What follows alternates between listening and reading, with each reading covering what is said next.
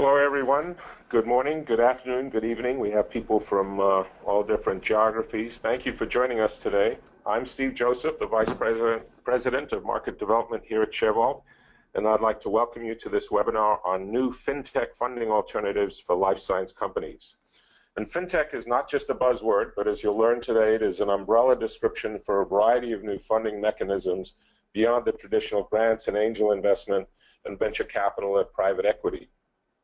A large number of attendees here today clearly reflects the needs that you to look at other funding options, so we appreciate you joining us. Before we get to the presentation, I'm going to briefly cover some logistical items, describe ShareVault's role as a sponsor of this webinar, and introduce Scott Jordan, our guest speaker. Scott will then spend about 40 minutes on his presentation, and during the remaining time, he'll respond to audience questions. So now let's briefly cover the logistics. During the presentation, if you have questions you would like Scott to address, you can submit them at any time through the questions box that you have in your GoToMeeting control panel.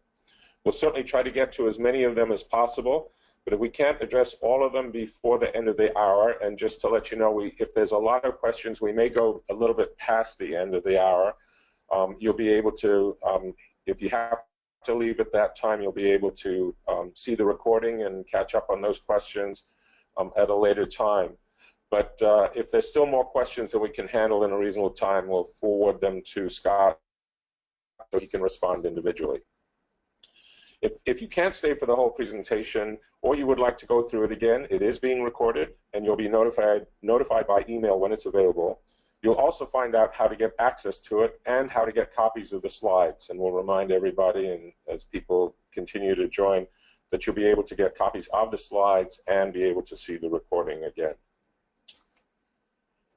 Today's webinar sponsor is ShareVault, and for those of you who are not yet familiar with our company, we provide virtual data rooms and secure document sharing systems that companies of all sizes use for sharing highly confidential documents during due diligence and in many other applications. For example, ShareVault is very commonly used for capital raising, for licensing and partnering, and during M&A due diligence. And here on this slide, you can see tombstones representing a few of many successful deals that our system has helped to facilitate. For the past several years, ShareVault has been recognized for its specific leadership in the life sciences industry, for our large customer base in 48 countries, and for our contributions to the industry in the form of sponsorship of events like this one. Many of you are already aware that ShareVault Service has been chosen by the Biotechnology Innovation Organization, also known as BIO, and 39 other associations for their member benefits programs. So I'd like to invite you to visit ShareVault's website to learn more about our company and the significant benefits our system offers you during a fundraising activity. And clearly, everybody here is interested in doing a fundraising. Okay, now I'd like to introduce our speaker, Scott Jordan. Scott is an accomplished life sciences business development and investment banking professional with more than 25 years of corporate experience. That experience includes negotiating strategic corporate alliances, securing international licensing agreements, building national sales teams, and contributing to successful product development, approval, and launch. Currently, Scott is the CEO of S. Jordan Associates, which is a management consulting firm dedicated to assisting healthcare companies leverage technology, FinTech, to raise capital, secure licensing agreements, and find exits via M&A or IPO. As if he's not busy enough with his consulting firm, Scott is also the co-founder of the leading healthcare online investment marketplace, HealthiosXchange, and an advisor to CapBridge, the global private capital exchange connecting institutional investors to professionally led syndicated transactions. Earlier in his career, Scott held senior-level business development and commercialization positions with biopharma companies, including Neopharm and Acorn Ophthalmics. Scott graduated from Michigan State University and holds an MBA from the Cal-Stat Graduate School of Business. As you can see, we are very fortunate to have Scott as our speaker today, sharing his expertise with all of you. So with that, I'd like to turn it over to Scott. Hi, everybody. This is Scott Jordan. Thank you for joining us. One of the things I want to point out real quick is we've got quite a few slides here, and it's very data information heavy. And this is a topic that raising money is very involved, and there's always a balance between providing too much and too little. But the good thing about this presentation is that you'll be able to reference it following, and of course you can always contact me if you have additional questions. This slide in particular shows the engagement that we've had globally with emerging growth company executives, strategic buyers, large pharma, biotech, accredited investor, university tech transfer professionals throughout the globe. And what we're doing now is we're going to be adding a new portal in Southeast Asia called CapBridge, which is supported by the Singapore Stock Exchange. So it's going to be pre-IPO financings. Very excited. That region is very high growth, and so we're very excited to be partnering with the Singapore Stock Exchange with the launch of the online investment portal. SJA, just real quick, there's really three pillars here, right? I'm looking to license my product, I'm looking to sell or buy a company, and I want to raise money. It's the bottom circle that we're going to be talking about today in light of the Jobs Act. New legislation that has fostered the ability and encouraged companies to seek additional alternative vehicles for raising money. And so we'll talk about the bottom circle today. The Jobs Act. This is our theme. This is our focus today. What is the Jobs Act? I was lucky enough or fortunate enough to be involved on the Reggae Plus with the Milken Institute a few years back in helping guide the legislation. The Jobs Act, you'll see here, was signed into law by President Obama. It was really, this was coming out of the Great Recession, so we're looking at building jobs and strengthening the economy. But you'll see the major provisions here, and we'll be touching on many of these during the conversation. It ranges from making it easier for companies to go public, right? Facebook, by the way, had to go public, for example, because they had too many shareholders, so expanding it from 500 to 2,000. Allowing equity crowdfunding, which is giving non-accredited investors the ability to fundraise. And then, of course, Reggae Plus, which is mini IPOs, and we'll touch on that as well. Titles of the Jobs Act. Today, we're going to be largely focused on Titles 2 through 4. There are other titles, for example, Title 1 with traditional IPOs, but Title 2, access to capital, Title 3, crowdfunding, and Title 4 will be our primary emphasis for today's session. Now, this is where the slides get a little bit busy, and I'm not going to touch on every single point, but once again, it'll be a great reference for you following the webinar. But right here are the major, what we feel are the major provisions of Titles 1, 2, and 3. Title 1 is essentially making it easier for biotechs to go public, and it really did have a very significant impact on the number of biotech companies that went public from 2011 through 2015. Title 2, these are now private placements. Okay, so this is the big change here was general solicitation, something that hasn't changed from the Great Depression in the 20s, giving companies the ability to solicit investors that you don't have a previous relationship. So that's very interesting.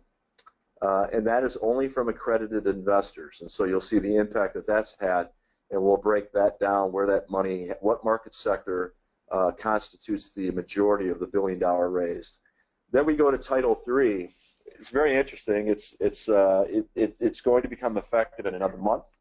So this is really pertinent, and a lot of early stage companies are asking, can I use crowdfunding to help us hit a value inflection point? You'll see the value propositions. You've got some investor limitations here under value propositions, right? And the impact of crowdfunding has yet to be determined, okay?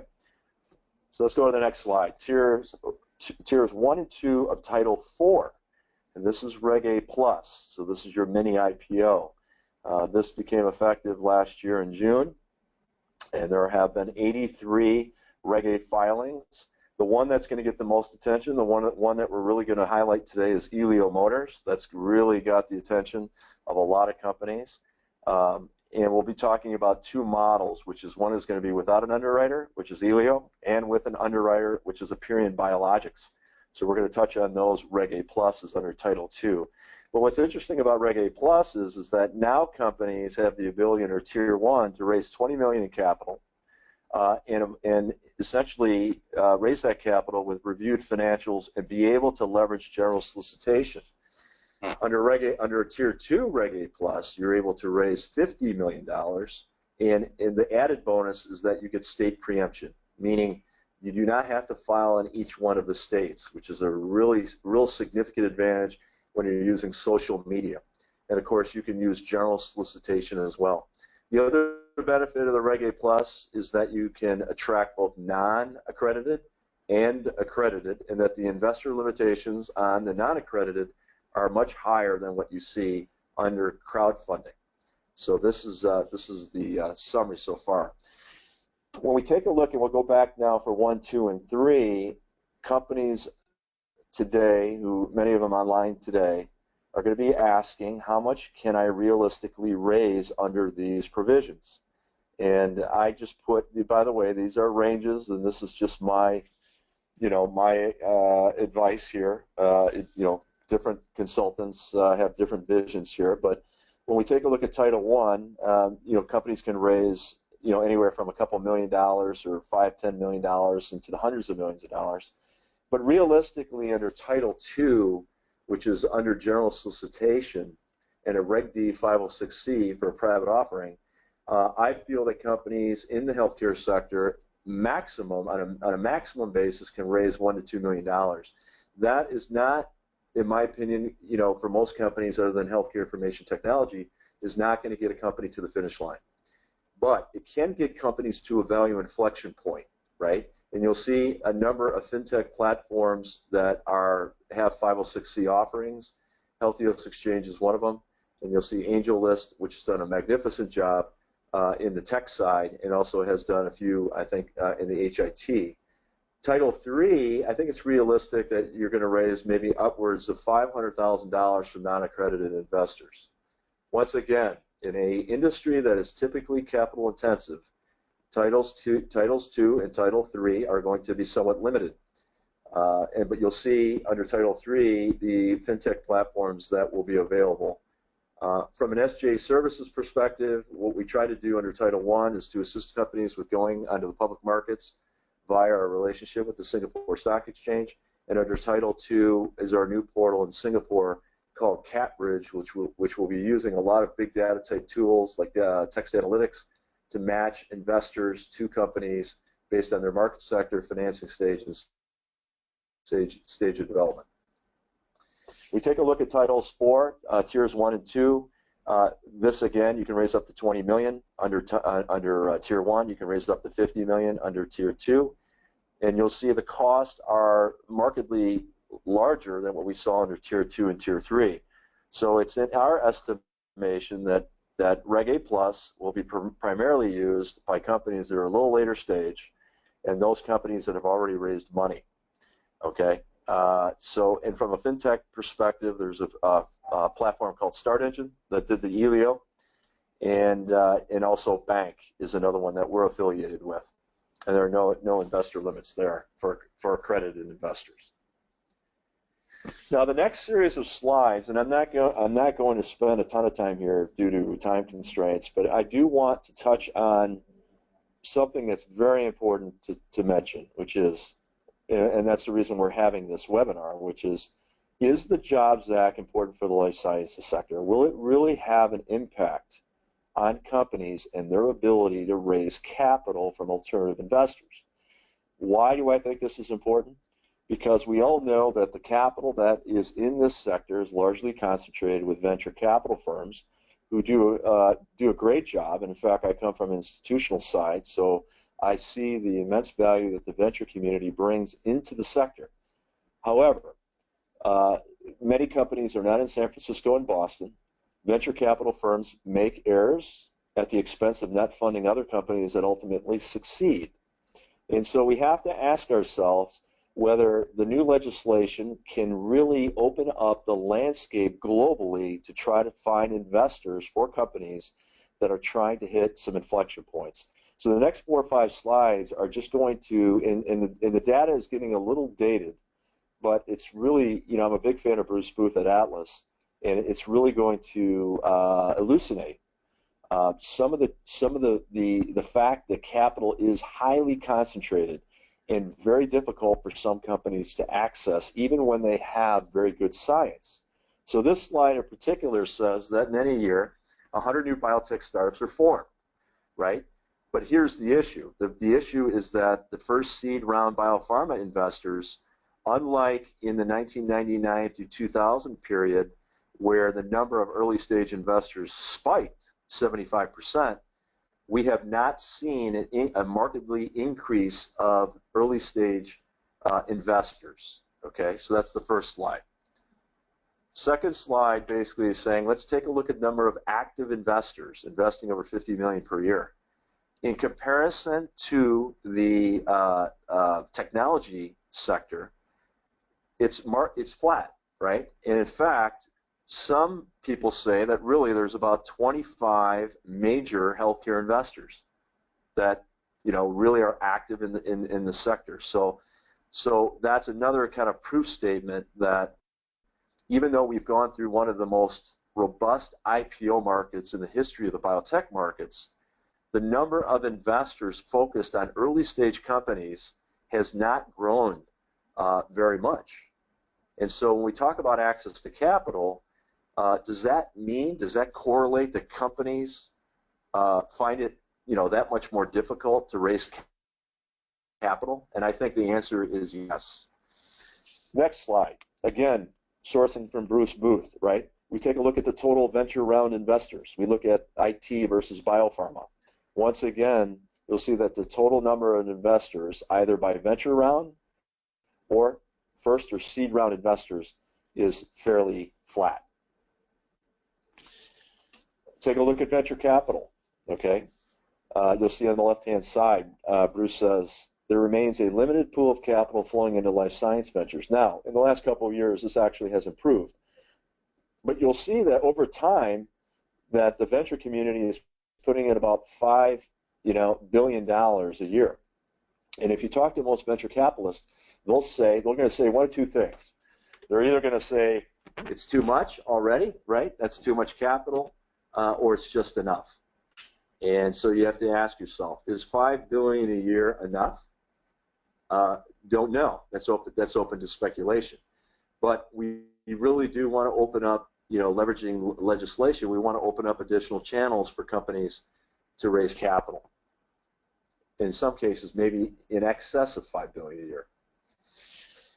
This slide, once again, there's a lot of data here, guys, but let's just take a look at the top quote from Jonathan Norris, right? Past 2 years, we've seen the emergence of non-VC investors, particularly hedge funds providing top-up financing to IPO-ready companies.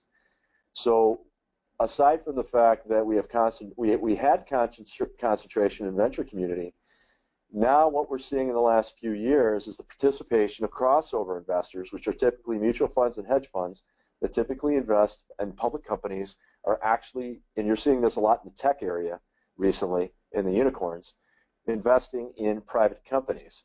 And you'll see at the bottom on the left, for example, the Alaska Permanent Fund, put $300 million in Juno Therapeutics. And so that is a LP investing on a direct basis, which is interesting. The second point I want to make on crossover investors, look at the quote on the left again from Bruce Booth, which says that this is from 2014, that only about 50% of the $6 billion invested in private biotechs came from conventional venture investors. And that's really interesting. So another proof statement that crossover investors are having a bigger influence in the marketplace and really do account for some of the a lot of the capital that's come in the last 2 or 3 years in the biotech sector. So what do crossover investors mean to the biotech sector, life sciences sector? Well, they have a real positive influence, right? They help with pre-money valuations. There's a premium there. of 128%. That's your left graph there, pre-money IPO valuations. Secondly, they support IPOs at bigger step-ups, 34% higher. They have crossover investors. And lastly, post-IPO stock appreciation vastly outperforms, so 83% difference there at the median. So crossover investors are obviously having a very positive impact with their participation in the marketplace. And the key question, and at the end of the section, I'll just mention it. Can the legislation of the Jobs Act and FinTech in particular open up access to companies to crossover investors globally? Lastly, here it says that venture-backed emerging growth companies is very, you'll see some of the most active non-VC investors here. These companies, some of which I've actually been involved with, are providing a lot of support to companies in this space. And so companies will say, well, how do I get access to these companies? It's not very easy to get access to these companies or venture capital. And I think that's where FinTech can help, including CapBridge, which will connect companies and these types of investors on an automatic basis. So here's the question. Can the Jobs Act increase access to capital, including alternative investors? And those include accredited, family office, our crossover investors that we just talked about, and LPs on a direct basis. So let's look, trying to answer that question, let's see, I come from the Detroit area, so let's see what type of muscle is behind this Jobs Act and what's not behind this Jobs Act. And so in 2015, $1 billion was raised by what they call equity crowdfunding, but by the way, it's the wrong terminology because crowdfunding should be for Title III, not for Title II, which is raising money from accredited investors. But let's look at the market volume in America's by alternative finance model. On the left-hand side, we've got equity-based. On the right side, we've got real estate. Of the $1.008 billion raised via online investment platforms, you'll see that majority of it, $483 million of it, was real estate. There's really good reasons for that. It's an alternative asset class that accredited investors are used to. It yields, and if something fails, they get access to assets, pennies or dollars, So that's what we've got, equity and real estate. Now what's troubling is when we look at proportion of total funding by institutional investors on the equity side, only 4.68% of the $598 million raised in 2015 what came from institutional investors. Retail investors in the healthcare sector, I must state this, for companies where the average, I think, is about $60 million for an emerging growth pharma company, retail investors, this is still largely an institutional market. So retail participation can top off rounds, but it's very unlikely that retail investors can support companies that need to raise $60 to $70 million to get to commercialization. So that's something we're going to talk about as well. The average funding size, $963,000. Does that get you to an IND maybe? I don't know. It's certainly not going to pay for a phase 1 clinical study. So the message here, we've got a long ways to go. And so we'll address that in a few slides coming up. What's the opportunity, though, on Title II for Reg D 506C? Let's just take a look at some fun numbers here. We've got, what you're trying to ask, the question is if I go in and do a 506 Reg D 506C, so I can generally solicit using social media, can I reach the alternative investors that are in this country and globally? So if we take a look, 6% of the 8.7 million accredited investors have made a private equity investment in the U.S. Of these, 500,000 investors, only 10% participate online, and only 10% of them are actually investing online. So of the 8.7 million accredited investors in this country, we got 5,000 that are active. It's pretty small. So you have to ask yourself, is this going to change? And if it does, for the positive, can I get a piece of it? Bruce Booth, again, talks about the fact that there's a lot of wealthy families in this households in this country. And if they put just a small amount of money, right, a small percentage of their net worth into the biotech sector, that it would result in 3 times the amount of capital being raised than was raised in 2013. You'll see to the like 0.01% would create 15 billion of new fund flows into biotech. So the key question is, can Title II really bring it home here for investors that are looking to raise money from accredited investors? The answer to that question is unknown at this time. What's the investment process on a Title II? Most of the portals, whether they're curated portals or they're open like portals like LinkedIn, they follow a similar pathway. HealthiosXchange follows this pathway, and many others. So the investment process starts with, obviously, the company's generally soliciting. The prospects go to their portal. The prospects or the investors put indications of interest. The portal performs the AML and KYC, which is your anti-money laundering and your know your customer. They have to verify accredited status under general solicitation. The capital's put into escrow. Escrow is broken, and fees and capital flow to the portal, respective portal and emerging growth companies. The box on your right is important to highlight, because this conversation is about healthcare. Take a look at the discrepancy between Funders Club Technology, Fundrise Real Estate, and HealthiosXchange, right? Sizable.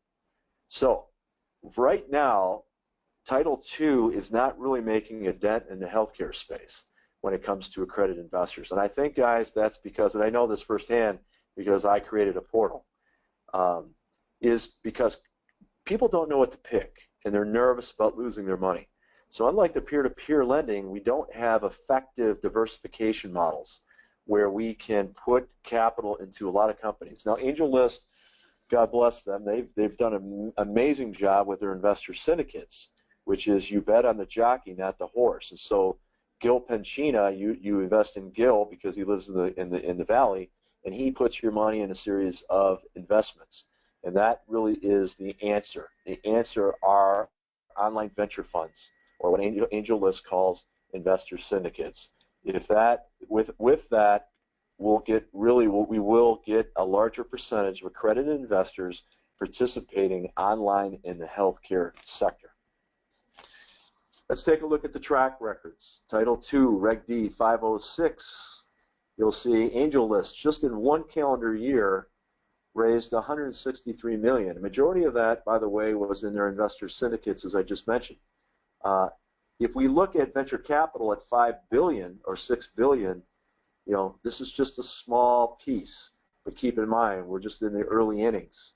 CapBridge, which is our platform in Singapore, will be launching in 2016.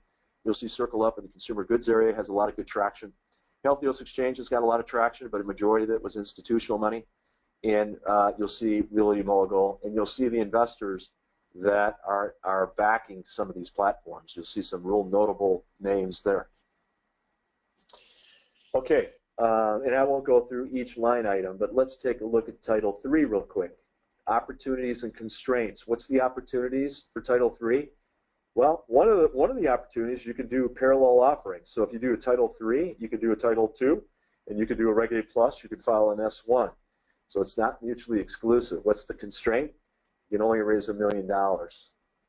And the limits on investors, I think we touched on this before, they're pretty stringent, and this was on purpose. They didn't want, elderly people losing their, heating bill money per se. Limits on issuers must be in the U.S. Limits on advertising. So the issuers are prevented from doing some, there's limitations on advertising for the issuer, unlike Title II. You have to go through a qualified portal. The disclosure documents are pretty still extensive on the constraint side, though SEC approval is not required. And you'll see that the financial information gets arduous over $500,000. So my projection is that companies, based on the costs associated with Title III, will basically raise between $100,000 and $500,000. Otherwise, they're going to need audited financials, and the cost-benefit analysis is not compelling enough. And you'll see the shareholder limits and the shares, and they are restricted shares for a year with reselling. Here are a couple of the portals that may or may not, we don't know yet, participate in the Title III area. course, I mentioned Angel List before. Crowdfunder's done a great job as well, and WeFunder. Why would you use Title III? And I'm not the biggest fan for Title III in the healthcare sector, but let's take a look here. Why use Title III? You get access to accredited investors. So if you're an early stage company that wants to raise money and you want to attract affinity investors, this may be for you. Reasoning is that, you know, healthcare is emotional, right? We've all been affected in our lives, our families, our kids, right? You know, heart disease, for example. If you take a look at attract affinity investors, you know, they need 350 for a patent on a new heart valve. Can you use social media to find people that have been affected by this? Absolutely. And I think that would be a good use of Title III. Why not use Title III, right? Well, if you only need the capital and you're not trying to build affinity groups, it's a little arduous, right? Versus Title II. Title II, you have less disclosure requirements and you have more flexibility in general solicitation. And if you need a lot of money, obviously crowdfunding is not for you. And if you want to attract non-accredited investors, Title IV is the place to go. Title IV Reggae Plus comparison, like once again, this is a lot of data, and I think you'll find this valuable as you look at this after the webinar if you're interested. But Title I was all about impacting traditional IPOs. Look at the box in the bottom. Boy, did it have an impact. Biotech IPOs before, 32, right? Biotech IPOs after, the following 2 years, 80 companies went public. And we're going to talk a lot about Title IV coming up. Reggae Plus, mini IPOs. What does this mean? Testing the waters, raising up to 50 million, less arduous audited statements in preemption from blue sky laws. A lot of really good information for companies that are mid to late stage, seeking to onboard their company into the public markets to expand their shareholder base. I will not be speaking much on Reggae Plus if you want to keep your company public or private. And the reason why I think that is because if you're looking to stay private, I feel Title II is a better option than Title IV because it's less expensive. The only downside is you do not get the opportunity to raise money from non-accredited investors. In the Reggae area, in the bottom right, 83 Reggae Plus filings to date. Majority of them in Tier 2 because of the size money, the amount of money you can raise, and the state preemptions with blue sky. Okay. So who would benefit from Reggae Plus? Title IV. You know, companies are too large for angel VC, too small for a traditional IPO. This is really what they call small cap IPOs. Reverse mergers have different issues associated with reverse mergers I won't go into. Look at the last point, desire to file confidentially. This is important because Elio Motors, we're going to go through a case study in Elio Motors that talks about how filing confidentially and testing the waters was pivotal to Elio Motors raising $17 million. It allows issuers to raise money from non-accredited. They can raise it faster. It's less expensive, right? You're exempt from SEC registration requirements, meaning the stock is freely tradable once they hit an exchange. And you'll see the limitations with the public float and the annual revenues. Title IV, Reggae Plus, comparison to the traditional way of going public. I'm not going to spend a lot of time here, guys, but let's face it, going public is expensive. You'll see the upfront cost here. You'll see the maintenance cost. And you'll see traditional IPOs have really restrictive listing requirements. That's why we're working with the Singapore Stock Exchange. You can get companies onto an exchange, and then you can dual list on NASDAQ in the future, but you can also do a Reggae Plus. And you'll see the average cost of going public can be $3 million. The listing fee alone on NASDAQ is $125,000. Cost and listing requirements, we're going to go through these on Elio, but you'll see that there's lower filing cost on a Reggae Plus than a traditional S1. Under Reggae Plus, you're filing a 1A versus an S1, and there are certain things that are consistent between the two, like transfer agents, etc. But testing the waters is something I think that's a significant advantage. Less restrictive listing requirements. You'll go through some of the areas here. But all in all, the costs and the listing requirements are less arduous. to get public under Reggae Plus. And that means going in the OTC, hopefully QX, or NASDAQ. The advantages of the Reggae Plus, real exciting development recently. Elio Motors, what did that provide under Tier 2? Well, you know, accredited and non-accredited investors got access to IPO companies pre-IPO. That's new. Institutional investors didn't dominate. In this case, there was very little participation of any institutional investors, which has its advantages and disadvantages. But it's for customers that believe in your product. They're passionate about it. They want to back it. They want to pre-buy it, which this has limitations with biotech. But at the end of the day, it's one of these, you know, I believe in your story. They call this affinity buyers. Existing shareholders can sell more money, or they can get liquidity of $15 million in the offering, and they're unrestricted shares. Advantages for companies. Test the waters before you put a lot of money into trying to raise money, right? Sell equity to customers who are passionate. Higher non-accredited minimums, right? Raise capital and list on the stock exchanges, and less punitive than pipes. So let's take a look at Elio real quick. By the way, there's two models we're going to touch on. The first model is no underwriter, and the second model is going to be underwriter. The first model is going to have limitations when it comes to biotech companies. Let's just put it out there, but it's important that I show you one of the success stories that's out there. This is the first, what you could honestly say was a crowdfunded IPO. This three-wheeled car, the benefits, you know, this is almost like a Tesla story, but they got 50,000 people to say they wanted to buy, and they decided to pursue a Reggae Plus and do general solicitation without an underwriter to raise money. So what happened? 50,000 reservations at $6,800 resulted in $342 million sold. What they then did was they built a customer base, and they sold stock to existing customers. They tested the waters.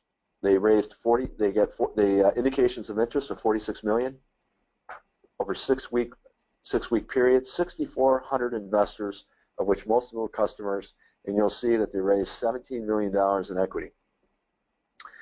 In this instance, Hambrick was just an advisor. They were not an underwriter. So they acted as a DAD, which is you need to have a sponsor to go in the OTCQX. But take a look in the lower left-hand corner. What's really interesting about this is that they started with a smaller market. They doubled their market cap, or nearly, right? They had raised $70 million. They raised $17 million, mostly from retail investors. Their trading volume is low. They did sell a very small part of their float, and their stock has been volatile. But guess what? This company has access now to a whole plethora of new investors, including pipes and potentially buy side. If we take a look at their listing process, and this is a busy slide again, but here we're going to take it through testing of the waters in July of 2015 all the way through March of 2016, or an 8-month listing process where they went from testing the waters, indication of interest on the left-hand side, to raising $17 million on the right-hand side. And at your leisure, you can go through the different, for those companies that are on the phone that have an Elio-type model, which could be an HIT company, for example, or healthcare services play. You'll want to go through each one of these verticals and look at what Elio did to get to the finish line. There will be some differences when it comes to transfer agents that I'm going to propose as best practices at the end of this session.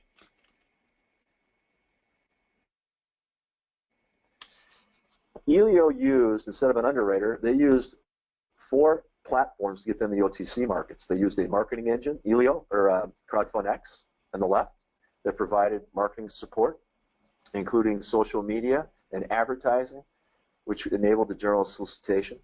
You had the portal, which was Start Engine, that took the reservations, their indications of interest, and you had the back office, Fund America, that handled the escrow and the transference of funds into escrow and some of the AML and back office operations. And you had the stock transfer with VStock, which actually facilitated the transference of shares into investor brokerage accounts. The stock received the symbol HelioQX and was listed on the OTC markets for subsequent trading. You'll see the brokers accepting the shares, Wells Fargo, B of A, Schwab. So, some prominent broker-dealers have accepted Reggae Plus shares. And so, very interesting story for Helio that they used these companies instead of a underwriter. Going to the OTC markets under Reggae Plus, you'll see that there's standards under the first column that have been put in place to assist companies with going on the OTC. The second column is talking about the robust activity metrics associated with the OTC. And then, of course, the goal of many companies, including Helio, is probably to go public on NASDAQ or get uplisted on NASDAQ. And you'll see that a lot of companies, 60 companies in 2015, graduated from the OTC to a national exchange. I just threw this slide in here, guys, because very interesting story about Loyal 3. And this is a firm, a startup in San Francisco, and they've been very successful at selling shares to customers like Helio and their own employees. And you'll see, even though not healthcare based, I wanted to throw this in because it shows that more and more companies are going to be allocating capital to their customers, and you can do that through Reggae Plus. So I just wanted to provide another proof of concept. Real quick, opportunities under Reggae Plus. It gives people access to a pre-IPO type stock. There's a lot of demand out there. Public listing provides liquidity to existing and new shareholders. The public listing broadens the investor base, right? Liquidity options. And it's possible that a company like Helio could start to get institutional participation and research coverage. The challenges is the flip side of the coin, which is they didn't have a lot of institutional participation. Thus, they have a lot of volatility in their stock. They have not a lot of trading volume. It's difficult to get research coverage. So small cap IPOs are going to be challenged because institutional investors don't have the appetite per se for smaller, but that's where retail comes in as well. The hedge funds are cautious because they can't get out. There's not enough trading volume. They're on OTC. You look on the right-hand side, broker-dealers have some challenges associated with what they call these high-risk securities or high-risk securities that come from OTC. And the VCs are pretty much not interested because they're all about private companies. And if there are, many times they can't own public stock, or even if they can own public stock, they have to distribute the proceeds back to their LPs versus to put it back into their fund. So there still are some significant challenges associated here. Title 4, Reggae Plus Tier 2 crowdfunding, just kind of, just to kind of take you through the advantages for the companies. It was lower cost for Helio. They were able to test the market, and they have widened their pool of investors. And the advantage for alternative investors, once again, was liquidity and gaining access to pre-IPO companies. We're going to go now to the second model. The second model is the underwriter model. So for companies that are biotech that can't pre-sell a car, that they have to go through clinical studies, we're now going to switch gears to those companies that are later stage that are on this call and venture firms that are listening in on providing an alternative mechanism to take companies public. And the one that's going on right now is Aperion Biologics, which is being underwritten by W.R. Hambrick. And you'll see the metrics, the economics associated with this offering for Hambrick on the left. You'll see some of the advantages for Aperion doing a Reggae Plus versus a S1. And you'll see what will happen on NASDAQ if they do get listed. And the number, they're selling 3.1 million shares, et cetera, at 7 to 9 per share. The opportunities and challenges here under this model, you'll see some similarities, but for institutional capital sources, right? It's liquidity again, right? It broadens the investor base. You have potentially the ability to get research coverage here, especially if it's pay to play, meaning the portals of the companies pay for the research. The challenges, IPOs. I was out in New York City talking to Oppenheimer and Raymond James, was it 2 weeks ago? Limited appetite, small IPOs. If it's going to happen, though, they said one thing. It will happen in the biotech sector if it's successful at all. Limited appetite for VCs. We went through this already with this 34 rule for VCs. And then what's interesting is adverse selection, which is if a company could do an S1 and a traditional IPO, they would do it. They wouldn't do a Reggae Plus. But that misses the point. The point is that these are companies that are earlier stage and they're smaller IPOs. And so they're not going to go a traditional route. So you could maybe potentially argue that the adverse selection that argument is not valid, but that's a constraint that I witnessed in talking to the buy side. So it brings us to this point, which is hybrid. Why do both, right? You can do a Reggae Plus with crowdfunding. You can do a Reggae Plus with an underwriter. That's assuming that you have a product that can fit between the two. So you'll see that the marketing engine, S. Jordan Associates, provides the marketing engine to facilitate this, and our partner bank provides the portal and the back office. So you saw a similar slide before, and it said, Crowdfund X, and it said Start Engine. And I'll give you some advantages as to why we feel we have a compelling platform in this area. Bank. Fully electronic investment bank. I want you to really focus on the second bullet point, which is unlike the Elio model, we're able to bring everybody under one roof. The transfer agent, the broker, the issuer, and the investor. Very, very important. The fourth bullet point. Important. Why? Very hard to get Reggae Plus securities into brokerage accounts. And so what happened was if it wasn't for a high net worth investor at Morgan Stanley wouldn't have opened it up to accept the Reggae shares. And so if you can ACAT versus going directly from the transfer agent to the brokerage accounts, but with bank, they actually have their own brokerage accounts that you can set up where the Reggae Plus shares will be deposited. The other main point is electronic IRA accounts that bank has the ability to facilitate the purchase of stock within an IRA. Again, you can look at this later, but this is just an overview of bank. It's a SEC FINRA related or a sponsored investment bank. They also have the ability to open up brokerage accounts to accept the Reggae Plus shares, and it really solves a lot of the barriers associated with this process. And you'll see the 5 bullet points. I'm not going to go through these, but one of the advantages, like I said, is trying to make sure that the stock is freely tradable and gets in the brokerage accounts. In summary, guys, we've gone through a lot of information here in a very short period of time, but I have to say that this kind of wraps it all into one slide. And if you're an emerging growth company, you're a venture capital firm, you're a university tech transfer, what you all have in common is we need to raise money for companies. And how are we going to do that? Well, we need out license. To monetize. S. Jordan Associate provides participation at, for example, conferences like JP Morgan. We are affiliated with FinTech platforms like HealthiosXchange and CapBridge and the Singapore Stock Exchange to link companies and investors. We provide consulting services to help you out-license, in-license, buy and sell companies. And also in the lower right corner is private placements. Provide the expertise to conduct a Reggae Plus offering either with an underwriter or or without an underwriter. And of course, with the Milken Institute, we continue to try to provide value.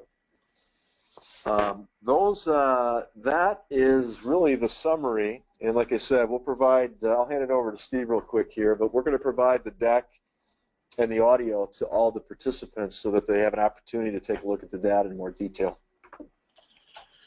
Scott, thank you for your presentation and providing our audience with such a wealth of information about Title 2, 3, and 4 and the advantages, differences, and challenges of each option. And there's obviously a lot there. Speaking for our audience and everyone involved, we very much appreciate the time and effort you've put into organizing and presenting so much detail in such a concise manner. We're now going to move to the QA part of the webinar so Scott can respond to audience questions. And We are going to probably run a little bit longer, but for anybody that still has questions, please feel free to submit them through the control panel. It's in your GoToMeeting control box. And we'll try to cover as many as possible during the remaining time, but if we don't get to them all, again, we'll forward the questions to Scott so he can respond directly. And Scott, you want to start with the first question? Yeah, so let's start. So Jim asked the question, will FinTech make obsolete the current methods of raising capital? No, I don't think so. We have a very, very robust and ecosystem of capital providers, venture capitalists, private equity firms provide immense value. I think it's, we get down to the fact is, can I raise money at an earlier stage where there's a valley of death?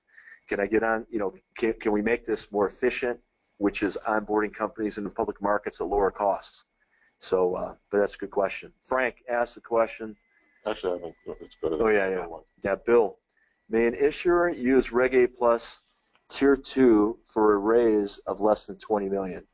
Yes. So anything less than 50 million is available under Tier 2. Keep in mind, if your goal is to get listed on a public exchange, the lower in capital that you go, the less probability, I think, of success, because small cap IPOs are challenged already at the 50 million mark. So just keep that in mind. Thomas says, what is the total of cost to finance a Reggae Plus offering? These are numbers that I've learned, from different sources, but Elio, it sounds to me that Elio was $1 million, $1.5 million. I hope I got that right. It may be a little bit more than that. The Tier 1, they're saying you can do it for $500,000. So even if Elio was upwards of 1.5 to 2, that's still at a significant discount than going on the NASDAQ, which some peg at 3.5 million. Thanks, Tom. William, who are some of the institutional investors in crowdfunding?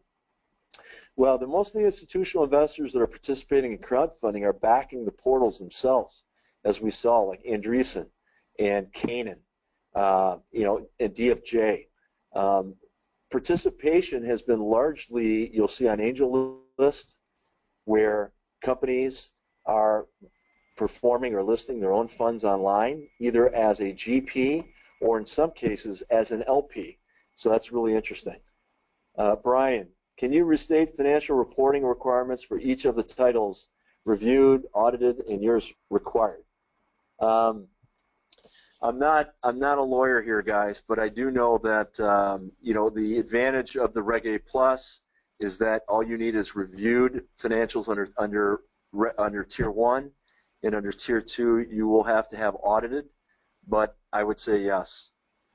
Dan, I'm with a technology firm. Are you planning another webinar that focuses on other industries like mine? Yeah, absolutely.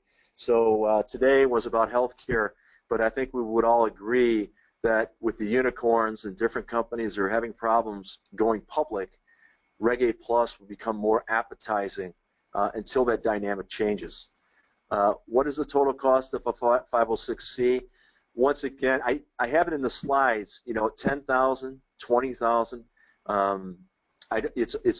That's why going with a Title 2 versus a Reggae Plus, if you need accredited investors, is the way to go, because the filing costs associated with a 506C are 1/10 the amount.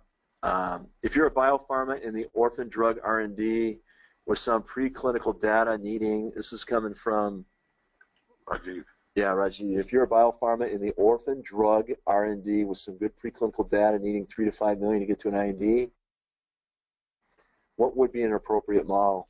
The best model, Rajiv, is going to be Title 2 506C. That's going to be the best model for you because you're looking for a smaller amount of money, and the costs associated with raising that money. Of course, you'd want to see if you could identify a lead investor if you don't have one, and so a portal like CapBridge in Singapore would be of value to you to find that lead investor so that we could use retail to round off. Do you expect the syndicates from sites like AngelList to also become active in the Title IV space? Wow, James, great question. You know, I really believe that's one of the directions AngelList is going to go. Yeah, I think yes. Brian, what percentage of Healthios's 150 raise was 95%? Very small percentage in the retail area. Okay, Randy, I am with the new startup. Randy, you might want to type in more than that, but go ahead and resubmit more information so I can answer your question.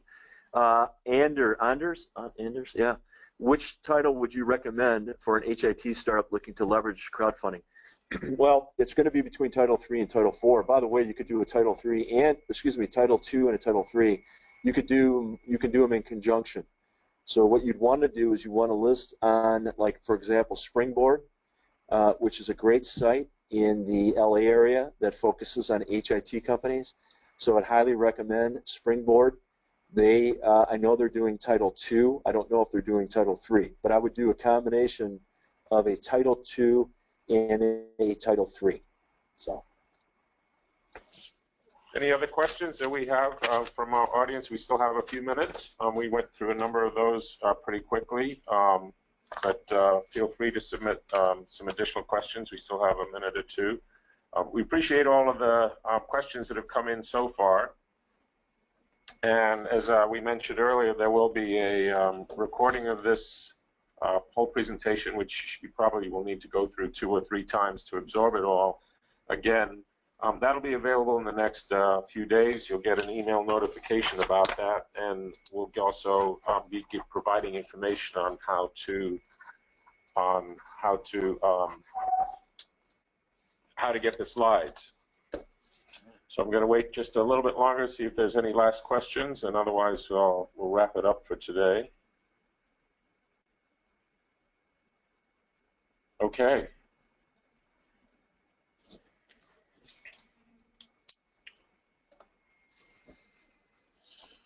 As we wrap up, I'd like to remind our audience that about the copies of the slides and the recording. We also will be generating a white paper from this presentation, and that white paper will be available in the more distant future, but not too far out. You'll get notified when the white paper is available. I think there is actually one question that did just come in still here. Oh, that was a nice compliment from Ellen. Thank you, Ellen. So in closing, on behalf of ShareVault and Scott Jordan, I'd like to thank our audience for your time and questions. Here's the contact information if you do want to chat more with Scott. Also, if you want to learn more about ShareVault and how ShareVault does get used for capital raising, I would be happy to chat with you as well. I'd like to wish everyone a very good day, and I'm going to take one more question. It looks like maybe there's one more. There is another question that came in, so we're still going to try and address that as well. Yeah, will bulge brackets be in Reggae Plus? Thanks. Yeah, yeah, bulge bracket banks. Yeah, I don't think they will, because it disturbs. You got to ask yourself, will this disintermediate the traditional IPO side?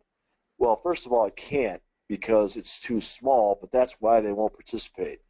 It's not a threat, and then secondly, they're too small. They can't get the buy side.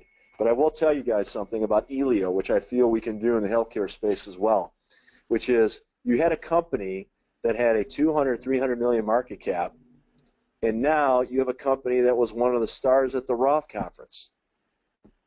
You're talking a company that basically was having problem raising money, now has a stock ticker, has buy-side interest, they're potentially going to do research coverage, and that stock and that company is on a different trajectory. So we don't know yet, by the way, whether we can emulate Elio in the healthcare market. We are rooting for Hambrick.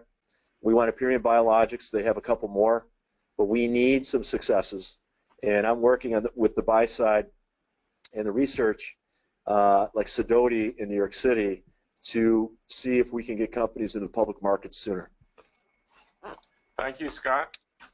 We'll wrap it up now. Again, we appreciate everybody's questions, everybody's attendance today, and I'd like to wish everyone a very good rest of the day. Thank you.